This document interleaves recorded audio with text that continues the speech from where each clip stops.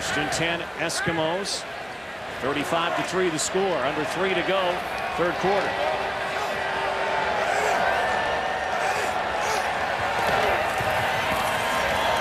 Eskimos have not scored in the second half. There's a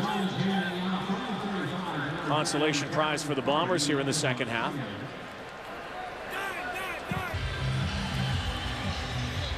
You know, Matt Dunnigan's been talking about Matt Nichols and the early season when the Eskimos have been struggling and really have only seen him in a couple short yardage situations.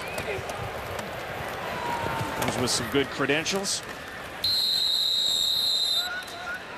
So some of the subs getting a chance here.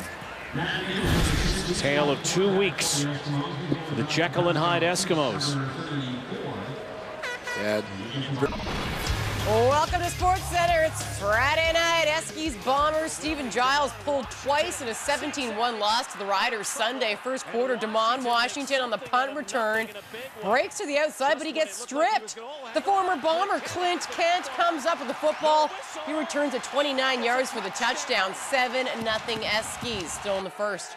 Buck Pierce gets tripped up by Ted Laurent. Pierce hobbled off the field. He left the game with a left foot injury. He didn't return. Second quarter we go. Eskies driving. For the Eskimos. First and 10. Giles again. Look at this. Wide open, and it's a touchdown. Ah, it's a nice catch. Giles finds Kerry Cope behind the coverage. 33 yards. Edmonton up 17-0 with Pierce out. Alex Brink takes over at quarterback. We're still in the second. Brink gets picked off by TJ Hill. Hill returns at 32 yards. Another TD. 24-0 Eskies. Bombers turn the ball over 4 times in the first half. Eskies are driving again. Giles on the run. He gets knocked out of bounds by Javon Johnson. Giles goes down hard. He left the game favoring his left arm, but he did return later. Kerry Joseph coming in for the rest of the drive. He finds Shamad Chambers. That's a 4-yard score. The Markham, Ontario native's first career CFL touchdown. After scoring just 1 point in their last game, the Eskies score 35 in the first half. They lead at 35-0 at the break. Third quarter, Giles is back in. He airs it out.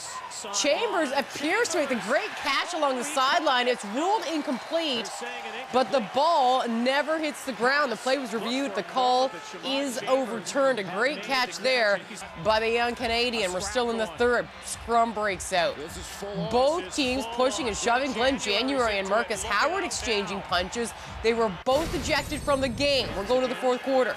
Brink can't find a receiver, decides to run, gets hammered by J.C. Sherrod. Brink's helmet bounces off the field. Now, thankfully, he was able to walk off under his own power. A rough night for the Bombers as they get creamed 42-10 by the Eskimos. Eskies' 35-0 lead at the half was their largest halftime lead since August 22nd of 2003.